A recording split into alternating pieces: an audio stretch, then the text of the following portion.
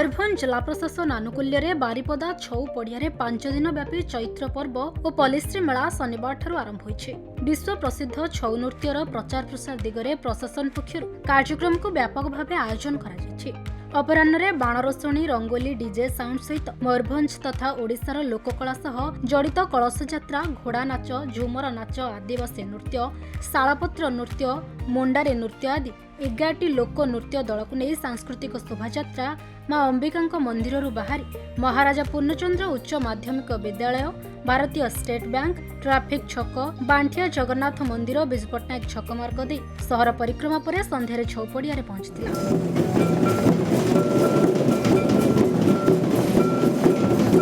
जिलापाल हेमकांत स्वयं अध्यक्षतार अनुष्ठित उद्घाटनी सभारे मुख्य अतिथि भाव बारिपदा प्रकाश सोरेन, विशेष अतिथि भाव बांगिरपोषी विधायक सेंजली मुर्मू, स्वतंत्र अतिथि भाव मयूरभंज महाराज प्रवीण चंद्र भंजदेव और सम्मानित अतिथि भाव एसपी वरुण गुंडपाली उपस्थित रही यार शुभ उद्घाटन करथिले। प्रसिद्ध पारंपरिक उत्सवर मौलिकता को अक्षुण्ण रखी दर्शक मानक पई एहाकु अधिक आकर्षण करबा तथा जातीय स्तर रे एहाकु जनादृत करबा पई उक्त उत्सव रे किछि अन्य कार्यक्रम जोड़ा जायछि। तेबे ए वर्ष चैत्र पर्व बारिपदा स्थित छौ पड़िया एप्रिल 11 तारिख आरंभ हो एप्रिल 15 तारिख पर्यंत चलिब।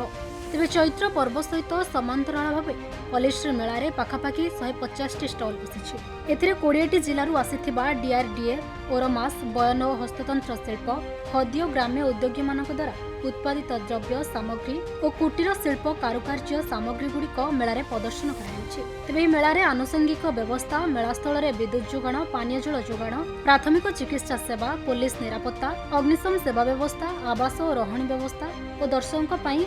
आसनर सुबंदोबस्त कराଯାଇଛି, जो स्थानीय अंचल राज्यर अन्य जिलार और राज्य बाहर विभिन्न प्रकार सामग्री विक्रय होछि। तेरे प्रथम संध्यारे ग्रामांचल छौ नृत्य परिवेषण होइतबा बेले मध्य प्रदेश माठिया नृत्य परिवेषण करा जायतिला।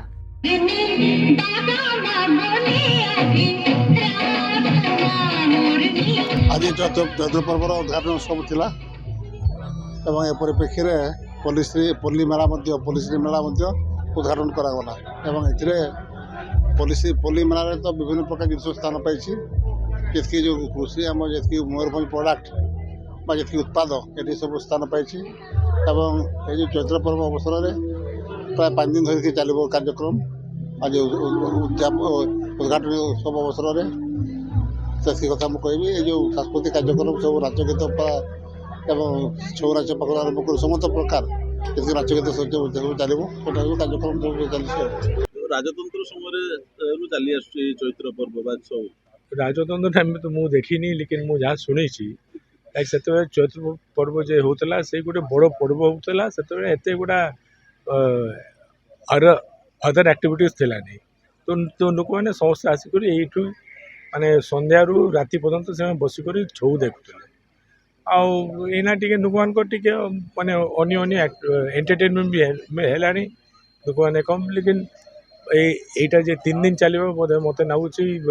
काली आ परदिन आहरी बेसी लोक हे मयूरभंज लोक मैंने निहाती छौ देखते आस। मयूरभंज प्रदीप धोतांग रिपोर्ट खबर ओडिशा।